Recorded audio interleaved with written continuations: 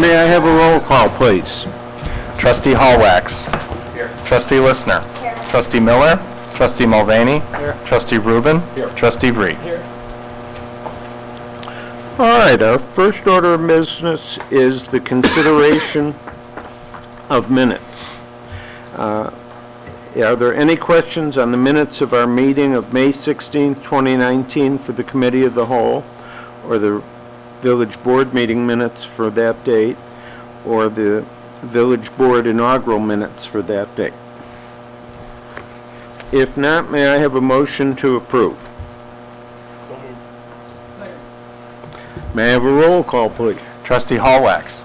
Trustee Listner. Yes. Trustee Mulvaney. Yes. Trustee Rubin. Trustee Vree. Yes. This is the point in time in which we ask if there's anybody in the public that wishes to comment. Would you please state your name and address for the record? Thank you very much for the opportunity. Andre Lerman, 244 Hazel. I couldn't be here last month, but I wanted to be here this month just for the sole purpose of congratulating, speaking for myself, congratulating the three trustees who were recently elected by the village voters.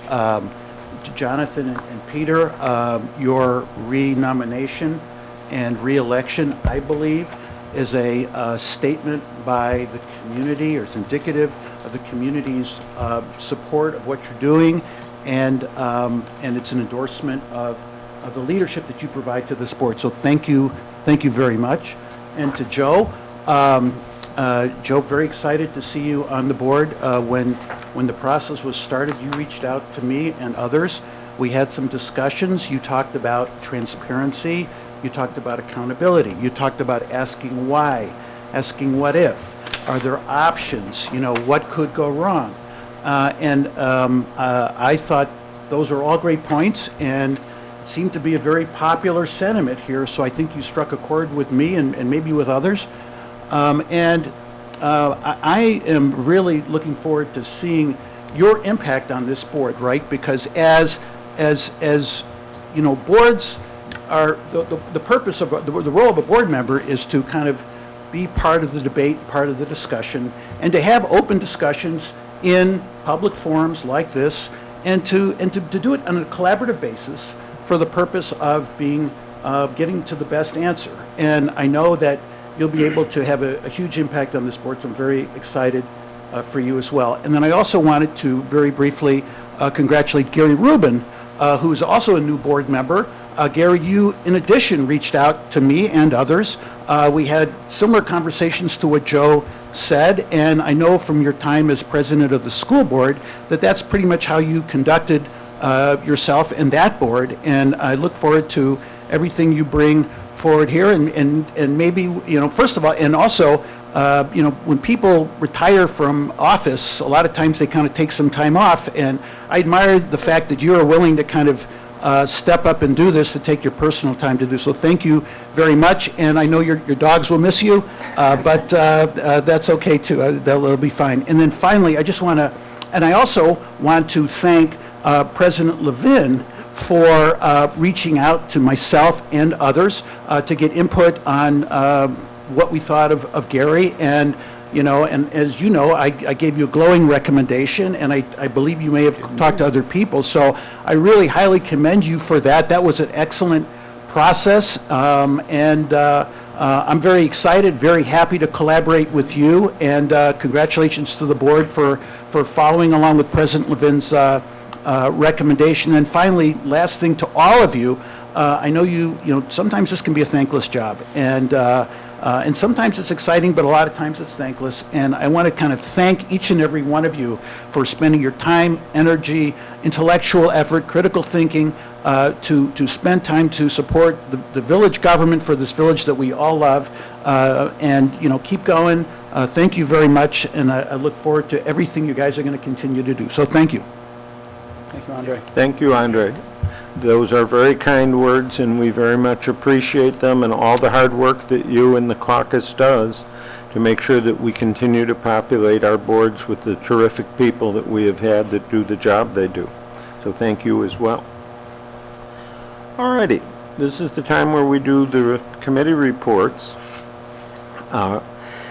Let me start with the report on the Committee of the Whole. This month, we had actually 2 Committee of the Whole meetings, one on June 18th, on Tuesday, and then one this evening before this board meeting.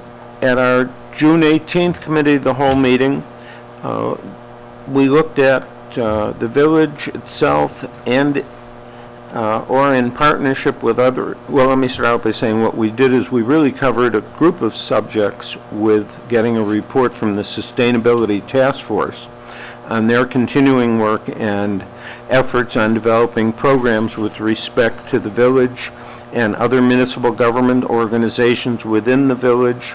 That would include things such as the schools and the parks working with us to increase the use of rooftop solar energy panels on appropriate government facilities, which was one that they talked to us about their work on. Another project of the 3 that they really went over with us had to do with the development of the content for a public education program to assist our residents in the adoption and implementation of home solar energy panels. And they went over their program that they've been working on and what they hope to continue to work on, to discuss it with the board.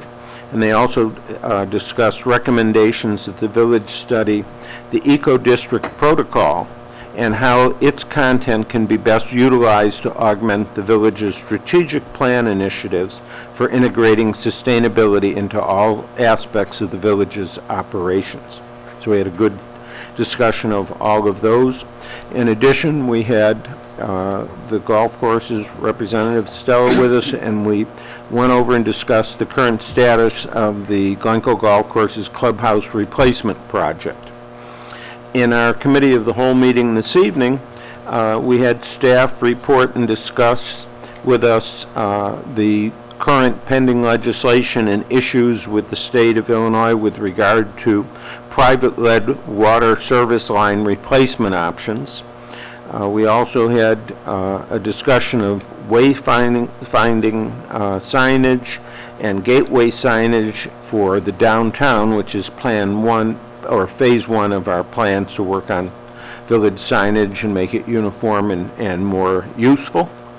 And we also had a discussion of a forthcoming community survey to move us forward and make sure that we're preparing and bringing to our attention various issues that we want to make sure that we understand how the residents are looking at and feel. As you recall, approximately 4 years ago, we had done a similar survey and have done a number of things that we have acted upon as a result of what we learned in that survey, and we hope to continue doing that with the forthcoming survey. With that summary of our meetings complete, let me ask Trustee Vree if he can report to us on this month's Finance Committee meeting. Yep, thanks, Larry. So we had our meeting on Tuesday. We focused on 2 different things. Our monthly review of the financial reports, quarter of the way through the year, really everything is coming in on budget. I'd say the one thing is water revenue is down substantially from last year. No surprise with all the rain. So monthly reports, everything is really coming in pretty much as expected, and hopefully we keep it that way. And then where we spent most of the time was discussing, the second thing was talking about the CIP, Community Improvement Program. There were no big projects for the month, so we sort of just breezed through that one. But we did spend a lot of time talking about the financing for the Tudor Court project that's coming. And so we discussed the total cost of in the neighborhood of 1.5 million, but raising about 1.2 million through a bond issuance, a small bond issuance.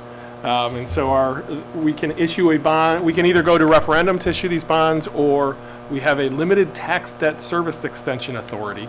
I had to read that one, which allows us to issue a small amount of debt where we are forced to repay a certain amount each year. And so our thinking was that it makes sense to use that authority for this small bond issuance so we can raise the money to begin the project fairly quickly. So we spent some time discussing what would be the terms of the bond, how long a bond, and how quickly do we want to pay this off. Some of that revolved around where interest rates are and the cost of repaying that over a short period of time versus a longer period of time. And our feeling is that we will probably want to issue some sort of a bond that is spread over either a 7 or a 10-year period, depending on where interest rates are when the bond issuance happens in a couple of months. So at this point, that's what we're thinking. We will get an update from our bond advisor as we get closer to the issuance. Thank you. Go ahead, Pete. Any questions? Yes, thank you. The question of going out to public, if I understand it right, there's an option to go to the public for a vote on a referendum or exercise our authority. Right. Right. And I guess my only comment there is that decision ought to come out of the Finance Committee and to the broader board. I know it's not your intent to do anything outside, but just to be clear, I think before that decision is finalized, I think the board should be involved in that dialogue. The board's going to. It will be. There will be an agenda item actually on the July village board agenda for just that purpose.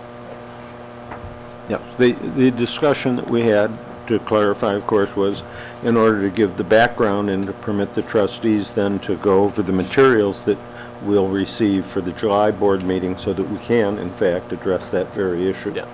And have a recommendation out of the Finance Committee.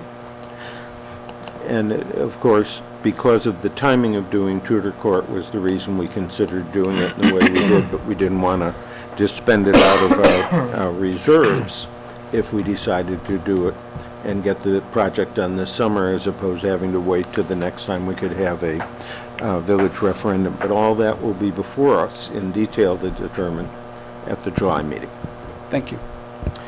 All right, Trustee Miller is not able to be with us tonight, so I will ask our village manager, Mr. Crowley, to give us the report on what's coming up with the Plan Commission meeting this month. So the Plan Commission did meet in May, and they focused on, it was really an orientation session for the Plan Commission, as there are a number of new members. They will be meeting on Wednesday next week, June 26th. That will be the first discussion of a preliminary plat of subdivision for the Hoover Estate, or what has commonly been referred to as the Hoover Estate. I wanted to just make mention of the fact that we anticipate all of the materials that the Plan Commission will be reviewing will be posted on the village's website tomorrow, Friday the 21st, so anyone in the public who's interested in taking a look at that, all of that information will be available.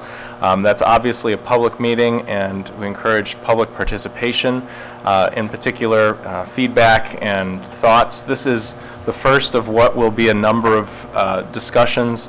As a reminder for the village board, the subdivision itself goes through two separate reviews. The first is a preliminary plat of subdivision review.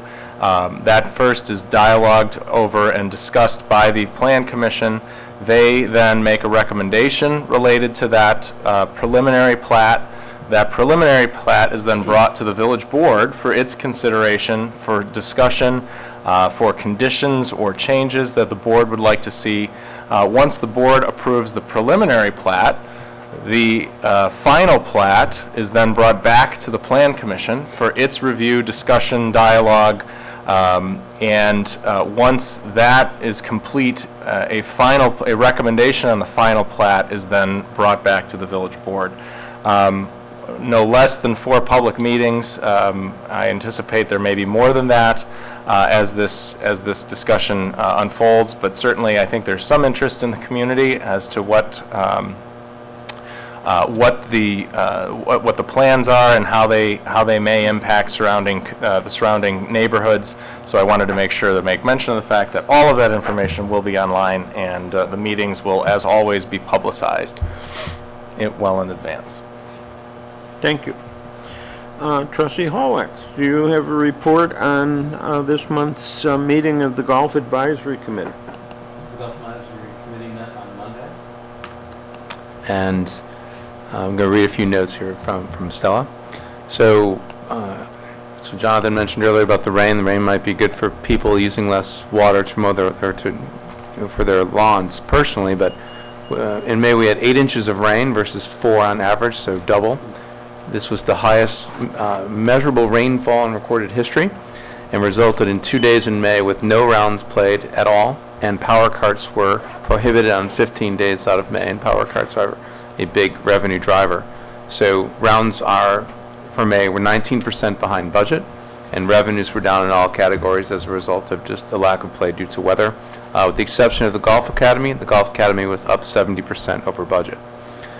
So year to date, the golf course is still in good shape with net operating income still 35% over budget due to payroll and expense savings. So as people played less golf, we needed less staff. On a separate note, the work that Stella and Dave have done to keep the golf course afloat is nothing short of remarkable, given some of the given some of the state of other golf courses in the surrounding areas. The fact that or what they've had to do to deal with this weather has been incredible. The first week of permanent tee times began, and this is the highest member count over the last 12 years. It's a plus 15% increase from the previous record. One of the groups I know is a group that I've been invited to be a sub for that normally plays out in Northbrook, and so I'm able to get some strong feedback from them, which I'll continue to do. All the feedback I've gotten has been very positive. Several capital projects were completed throughout the month, and they focused on drainage repair and management, going back to the work that Stella and Dave are doing just to keep the course functioning in this very abnormal weather. And that's the report. Thank you. Trustee Mulvaney, is there anything that you would like to add with respect to the Sustainability Task Force, either their meetings with us and our committee of the whole or other things that they are doing? Well, in our last meeting, we prepared for the meeting you described, President Levin, so no real update specifically to our meeting. We do continue on our journey, of course. You all know the most sustainable and desirable community in whatever it is, the galaxy. And I do want to make comment that we've lost Adam, but are very happy to have Megan Meyer be our representative and staff lead on the task force. And although I didn't attend, I was behind the scenes working some notes and hoping that we can take advantage of her great creativity, redouble down on some community outreach, and I'm looking forward to hear how the meeting went, I think yesterday, on those topics. So that is the sustainability report. Our next meeting, of course, everybody is always welcome. We love to have people come, and we've actually had a few residents attend now and then, so I'll keep pushing for that. Thank you. Thank you. Trustee Listener, what is new to report on the Cecil Centennial Planning Committee? I guess we're about halfway through the year. It's been a great celebration. In June, our big event was the Tri-Club golf event, which was last week, and we definitely want to give a big shout out to Stella because I know that she organized, so much of this event, and it was a great success. The golfers got to play at Lakeshore Club, at Glencoe Golf Club, and at Skokie Country Club, and it's a wonderful opportunity that most people generally don't get. Next month in July, of course, we have a huge celebration for the 4th of July. Cancel plans to be out of town. You got to be in Glencoe for the 4th. It really will be terrific, and Village Manager Crowley is going to give all the details about all the different things that are going to be occurring on the 4th, but it really will be quite a spectacular celebration. We also had a meeting of our gala committee. In October, there will be a gala celebrating the sesquicentennial, and it will take place at the Botanic Garden. And so our committee is in formation and meeting and getting together and planning that event. So there are lots of events every month. There are big events, there are small events. Please go to the website or look at your calendar that was sent out to all the residents in the community because it's really turning out to be, I think, a really great celebration of Glencoe with a lot of really diverse and interesting activities throughout the year. Thank you. Thank you. All right. Time for the village manager's report. All right. Well, thank you very much. As trustee listener was just talking about, we are hard at work planning 4th of July events. This year, we will be celebrating the sesquicentennial as part of the 4th, which has really ramped up the series of events that generally take place on the 4th, but this year are just going to have quite a bit of extra sparkle. I've asked Megan Meyer, who really has been steering a lot of the planning for the 4th, to walk us through the day's schedule and some of the details. I'll start off just by saying, when she starts talking about the party in the park, I may step in and encourage others that are sitting behind the dais with me to help out with something, but I'll leave it at that for the moment. Mention of that. Yeah. Thank you, Village Manager Gurali.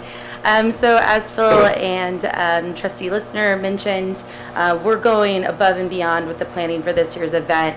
It really is meant to be that sesquicentennial event that is the most open and accessible to all in the community.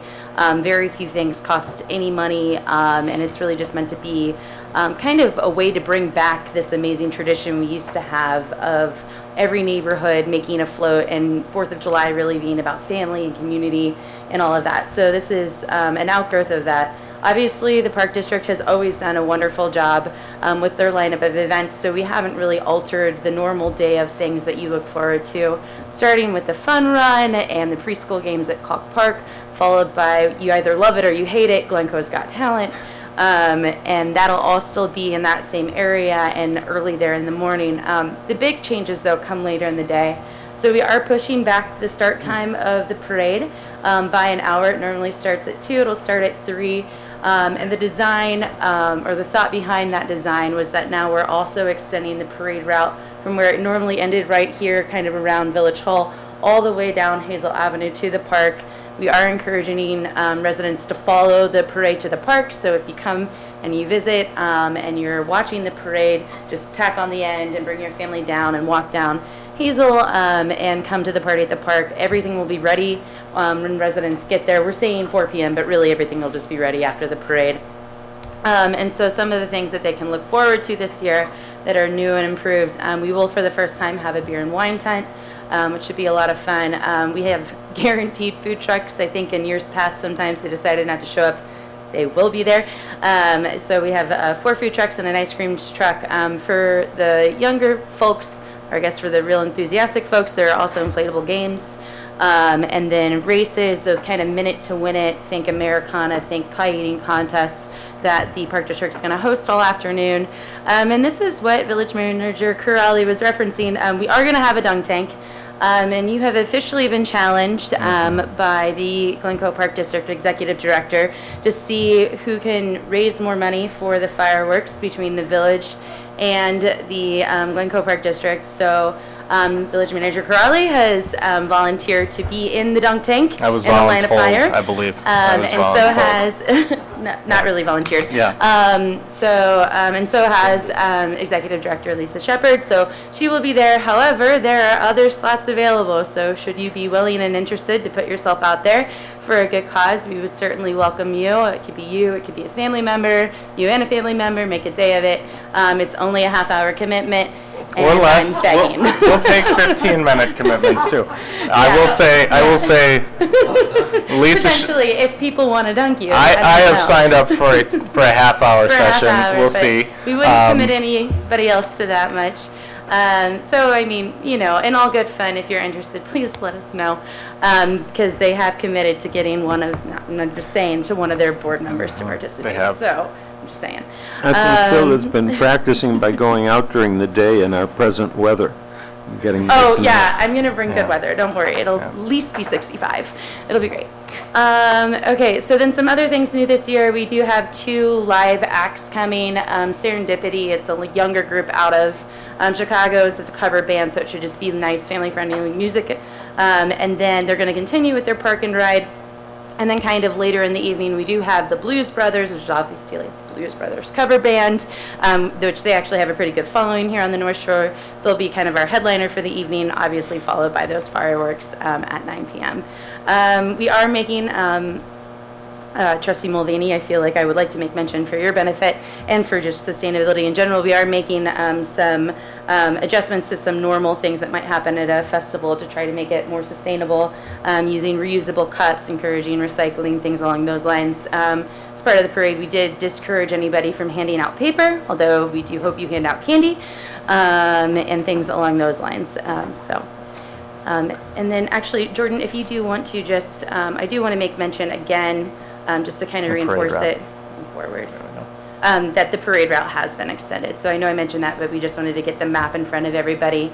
So as part of our outreach every year, we normally do a direct mailing for the people around the park to let them know what to do about parking, and if they're having a party that day. This year we did it for all of Hazel Avenue because obviously that's new, but please let your friends know that it's going to be extended because we'd like to see a crowd build up there, and we know that'll be a bit of a challenge. So if you don't know where you're going to stand, or well, I hope you all walk in the parade, but if your families don't know where to stand, please encourage them to do so along Hazel.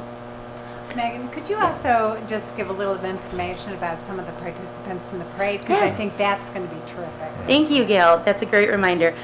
So kind of bringing back the tradition of trying to encourage more participation, we've done some heavy outreach to our community organizations and to some neighborhood groups to try to get them to participate this year, as well as to some outside entertainment. So I was just checking before coming up here. We have 30 registrants so far.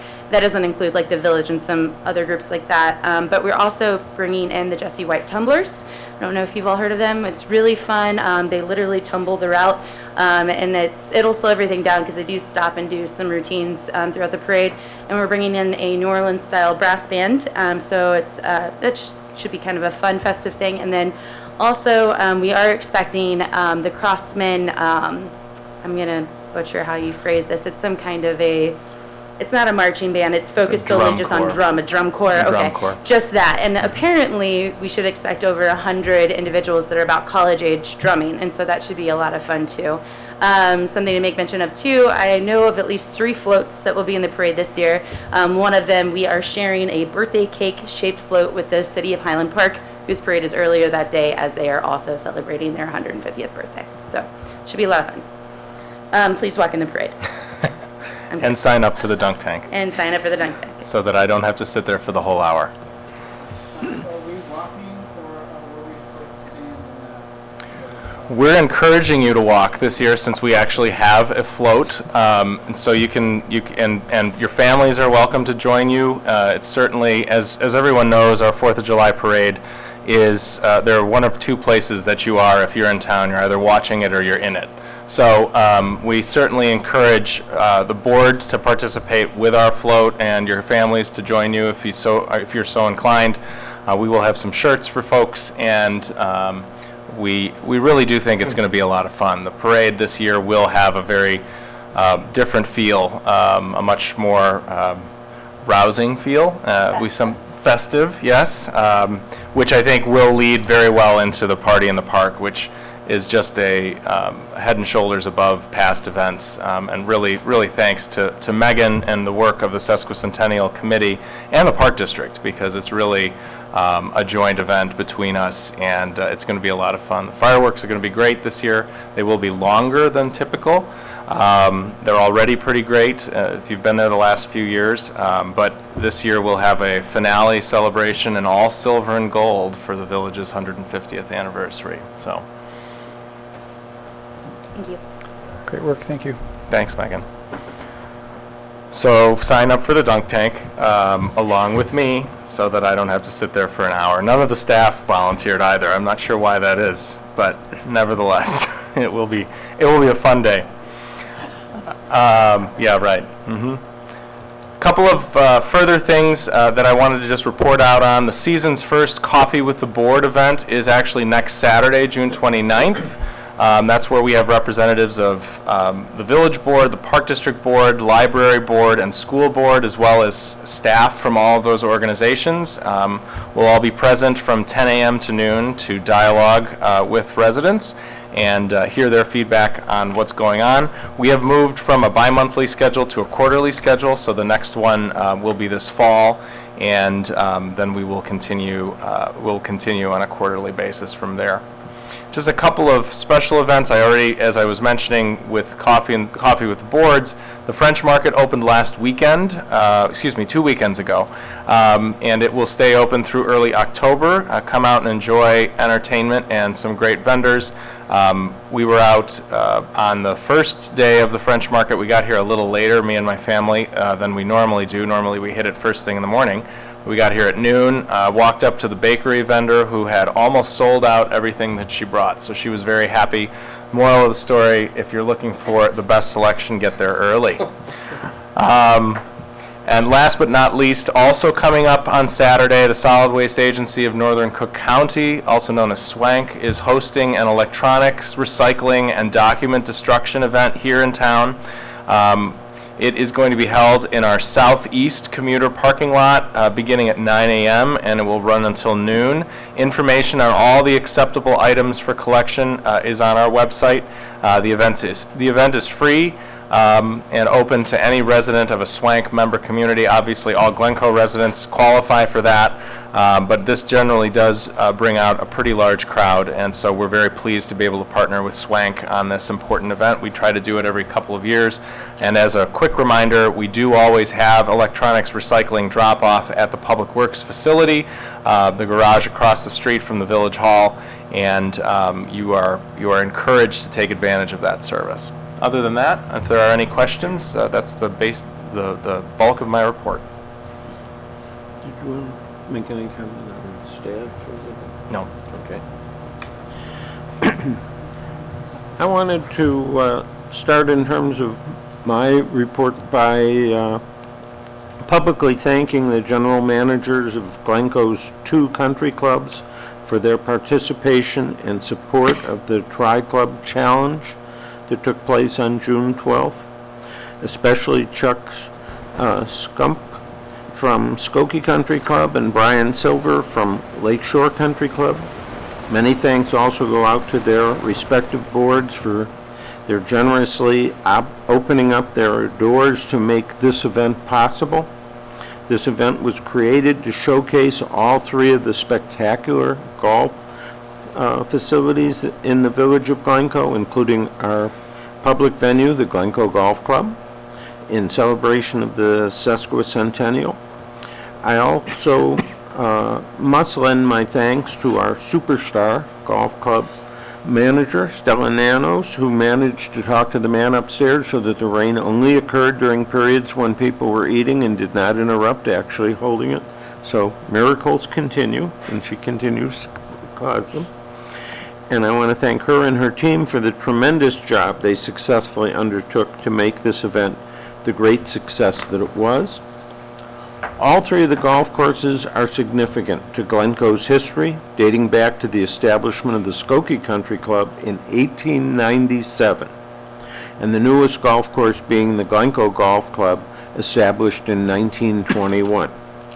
These 3 courses occupy over 450 acres of open space and are an asset to our community. I am very happy we were able to create an event that tied them all together in a one-day epic experience. Thank you, Stella, and thank you especially to our friends at Skokie and at Lakeshore. We have 2 appointments that I wanted to recommend to the board this evening to the Historic Preservation Commission. One is the reappointment of Diane Schwartzbach, and then the appointment of Erica Block, both of them to serve on the Historic Preservation Commission. Are there any questions? And if not, may I have a motion to affirm their appointments? So moved. Second. All in favor? Aye. All opposed? All right, their appointments carry. Also this evening, you've had in your packets the Public Safety Commission Annual Report, which is something that each year each of our groups do, and Public Safety's report is the one that was in this month's package. And I wanted to check to see if anybody had any questions about those reports. If not, may I have a motion to accept the annual report? So moved. Second. All in favor? Aye. Thank you. Our next board meeting will be July 18th, and we have lots to do on that day, so we look forward to being together. Our next agenda item is the consent agenda. Does anybody have any questions on anything on the consent agenda? If not, may I have a motion to approve the consent agenda? So moved. Second. May I have a roll call, please? Trustee Hallwax. Trustee Listner. Yes. Trustee Mulvaney. Yes. Trustee Rubin. Yes. Trustee Vree. Yes. Okay. The first order of business on our regular agenda is consideration of a resolution affirming the village manager's authority to institute a temporary parking citation fine and fee amnesty program to collect monies owed to the village of Glencoe. Would Director Lewandowski go over what it is that this is being done for? Thank you, Mr. President. Members of the board, I want to take a few minutes to discuss the parking citation amnesty program that is on your agenda. Public Safety Department parking enforcement program is focused on the commuter parking areas in the central business district to ensure compliance with permitting regulations and time limit parking. Although parking compliance is generally very high, officers issue about 3,300 parking citations each year. Most citations are paid as required, however, a small percentage of citations are never paid. When a citation is not paid, late penalties and administrative fees are applied in addition to the original fine amount that is owed to the village. Historically, the village has not aggressively pursued and collected outstanding parking fines and fees from parking violators. A recent review of outstanding parking citation debt shows a significant loss to the village, totaling over $60,000. Therefore, staff determined that efforts to collect these debts to the village should be initiated. Staff consulted with the village attorneys at Holland and Knight to ensure that any parking ticket collection procedures considered for implementation will be in compliance with recent changes in financial regulations and state law. As a result, the village is enrolled in the State of Illinois Local Debt Recovery Program, or LDRP, which allows municipalities to collect outstanding debts through the Illinois Comptroller's Office. The LDRP program diverts money from debtors' tax returns, lottery winnings, or any other payments from the state. Staff is hopeful that the LDRP program will be operational by late summer. As the village nears LDRP program implementation, staff is hoping to clear some of the outstanding debt and hopefully reduce the amount to be sent to collection. To assist in collecting outstanding balances that have accumulated in recent years, staff has recommended that the village manager authorize a temporary amnesty program to incentivize payment of past due fines. The amnesty program would be limited to any outstanding parking violation fines and fees for calendar years 2017 and 2018. The amnesty program will allow people with outstanding parking violation fines to pay the original fine amount during a limited time period, likely 4 to 6 weeks later this summer. In exchange for such payments, those who take advantage of the amnesty will be released of their obligation to pay accrued late payment penalties and administrative charges. However, once the amnesty period ends, late and administrative fees will be reapplied to any unpaid citations, and violators will again be subject to payment of the full amount of all fines and accrued fees through the collection process. Although the village manager has the authority to determine the collection of fees or to waive certain fees as established by the municipal code, staff is seeking village board affirmation of the village manager's authority to waive these fees and fines for this particular purpose. I want to thank you for your consideration, and at this point, I'd be happy to answer any questions that you may have. Any questions? If not, may I have a motion to approve the resolution? I'm sorry, I did have one quick question, somewhat unrelated, but I remember from our parking discussion in the past, you had concerns about businesses and business employees parking where they weren't supposed to. Right. Right? Was that part of this? Did I space out during that part? No, part of these outstanding citations that have never been paid, some portion of that is from our B permit holders, yes. And have we made any progress in getting those B permit holders to park in the proper place? We've made some headway in that realm. There are still a certain percentage that, over the years of the village not collecting on late fees and things like that, have continued to park in the downtown district. We're thinking that once we put a collection piece in play, that may help us even more.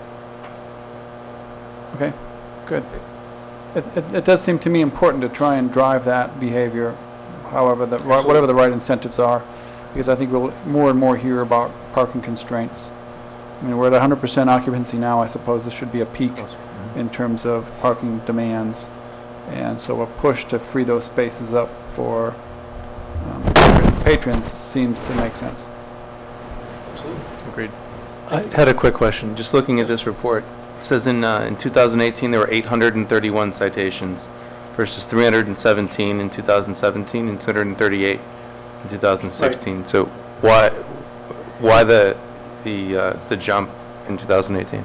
In 2018, the numbers are a little bit higher because since there was not a collection piece, we discontinued over the last 12 months our sending notices to parking violators. It's a manual process and it takes a lot of effort and time to do it. And without the collection piece as the final end of it, we suspended that in the meantime until we get our collection piece in order. So in 2018, there were more people who didn't pay because we didn't send them reminders. We're hoping that the amnesty program will be an even better reminder to incentivize them to pay. Great, thanks. And it is, as Pete Mulvaney pointed out, it is our hope that once it becomes very clear that if you don't pay, you're going to end up going to collection through the state, that people will then realize they need to pay attention and we can free up spaces for our residents to use downtown. Thank you. Thank you. If there are no further questions, may I have a motion to approve the resolution? Second. Roll call, please. Trustee Hallwax. Yes. Trustee Listner. Yes. Trustee Mulvaney. Trustee Rubin. Yes. Trustee Vree. Yes. Okay, the next order of business is consideration of a resolution regarding the zoning, regulation, and licensing of recreational cannabis in our business district, or businesses. I've asked our village attorney, Steve Elrod, to comment on that. Thank you, President Levin. This is not a zoning ordinance. This is something that we refer to as a red flag resolution. It does not bind you to take any action. As you know, back on May 31st, the General Assembly passed the Cannabis Regulation and Tax Act. It's expected that the governor is going to sign this into law as early as Tuesday, June 25th. And under the act, you know that the state has the authority to issue up to 500 dispensary licenses by 2022. That would include the 55 existing medical cannabis providers that have the ability to seek a secondary site location, all subject to local zoning. We anticipate, and I don't think it's unreasonable to anticipate, that existing and prospective retail operators in the cannabis field will be moving quickly once the bill is signed on Tuesday.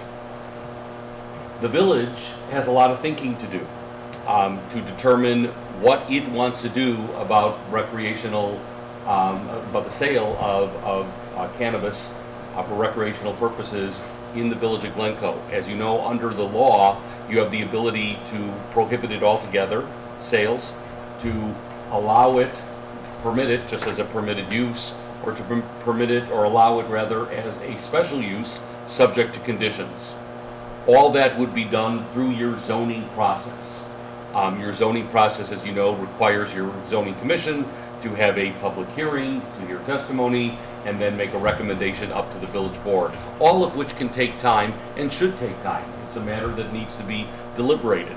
The concern that we have, that I have as your attorney, is what happens in the interim. Could somebody make an argument that the sale of cannabis is a retail use, like a drugstore, and therefore open up while you're deliberating, or create a vested right to open up while you're deliberating as a permitted use in any of your retail districts that allow retail uses as of right. I think your code is strong enough right now when we put together the medical cannabis regulations. I think it is strong enough to prohibit that, but just to make absolutely certain we're recommending that you adopt the resolution that's before you that will cut off, if you adopt it tonight, anybody attempting to obtain a vested right while you are deliberating. The resolution on your agenda simply refers the matter to your commissions, the appropriate commission, your zoning commission, to allow them to start thinking about and making recommendations to you about what to do. Nothing in this resolution binds you to anything. It just starts the process. You will also have to think about, in addition to zoning, your ability to tax, which is also a matter for your consideration. I believe as it's currently written, it's up to 3% of retail sales that you may be able to tack on. All that, again, all for your future consideration. So this is a resolution that is a precautionary measure to close off any argument that could possibly be made out there while you're, I hope, deliberating carefully on the process, on the subject. There's a resolution before you that I prepared for your consideration. Any questions? Okay. I would mention that eventually there are other aspects of the law that we will be called upon to look at, as well as getting back the report from zoning, etc. And that Steve's work will not be done just by this nice and brief discussion of what we're referring out tonight, so that there's still a lot of water to go under the dam. And this bill is a very unusual bill, and there's going to be a trailer bill to try and fix some of the pieces of it, and there's more to be heard on this subject, and we're going to have to make sure that we have heard from our residents what their concerns and thoughts are. If there are no further questions or comments, then may I have a motion? Okay. Not on this, I have something else. Not on, So proceed on the motion. Let's start by having a motion on, may I have a motion to adopt the resolution that's currently before us? So Second. May I have a roll call, please? Trustee Hallwax. Yes. Trustee Listener. Yes. Trustee Mulvaney. Yes. Trustee Rubin. Yes. Trustee Vree. Yes. Okay, that is adopted. Trustee Mulvaney, you had another issue you wanted to talk about? Going back to the historic preservation, I think her name is Diane. I don't remember her last name. Schwartzbach. Diane, yeah. Schwartzbach. I may be mistaken, but I think it was Diane. I was trying to remember why the name was familiar. I think she had some pretty direct and derogatory comments about our actions regarding the Hoover estate. I don't know if anybody else on the board is familiar with that, and I may be mistaken. I just am curious if anybody else is aware of her opinion on that decision. I do not recall her having had direct remarks. I know that she was very concerned about what would happen with the Hoover estate, and I believe she feels that the steps that we have taken, plus the steps that were taken by the chairman of the new chairman of the Historic Preservation Commission to begin a dialogue with the people that are working on the Hoover estate, were things that she thought were very good steps forward, and I believe she's very much interested in being a part of formulating the program for a revitalization of how that committee functions that Peter Van Vechten has undertaken. He's been doing a yeoman job in putting together a new program for them to undertake and a new approach to things, and her appointment, as well as the appointment of the new member that I mentioned, is a step in part of that to help him move forward more effectively as we go on that. And we will be discussing lots more about the commission and getting recommendations and things from them for things to look at so that we can put a much more meaningful face on our statute. Well, I'll comment that the comments in whatever form it was that I was reading, somebody showed me some social media type comments, very derogatory towards the village staff and pretty strong, including words like spineless, etc. And while, even if it is her, I would still support that. I guess my point is I would welcome a strong voice in the Historic Preservation Commission. However, I would be a little bit concerned if she's making those types of comments and how well informed those comments really are. Some of the things that were said that I was reading were just, just not based in any fact and very emotional responses. And so I would have some reservation, but on the other hand, I really do want a strong voice on the Historic Preservation Commission. And even if she was the one who was making these comments, which again, I'm not certain, I would probably still support that, just because it's important to get somebody with some passion in that position. However, but it's just a word of caution, and it might be worth looking into. I think I know which references you're making. It is a different individual who was making those particular comments. And I would mention that there was much concern over the actions we took on Hoover Estate at our meeting among the people who were on the Historic Preservation Commission. And that concern is one of the things that we have been addressing by reformulating the commission and getting them to put forward a plan to be much more involved, proactive, and to put what they're doing in a different context than it has been in for the last 15 or 20 years.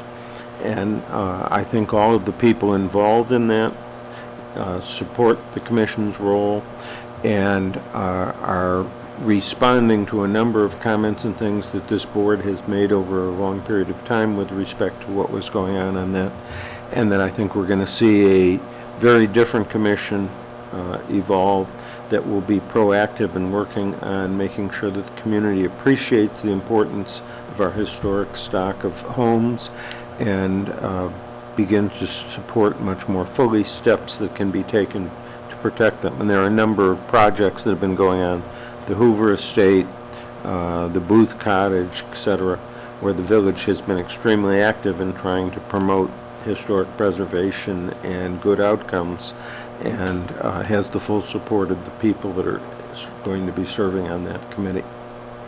Great. I'm glad to hear that, and I'm sorry to Diane for associating her with those comments. If I'm it's glad to have to hear that the Historic Preservation Commission is moving some. Thank you, Peter. Okay. Does anyone have any other business to come before us this evening? If not, may I request a motion to move into closed session for the purpose of discussing under the Illinois Open Meetings Act, Section 2C21, approval of closed session minutes, and 2C11, pending litigation. So moved. Second. Right? Jonathan? May I have a roll call, please? Trustee Hallwax. Yes. Trustee Listner. Trustee Mulvaney. Yes. Trustee Rubin. Yes. Trustee Vree. Yes.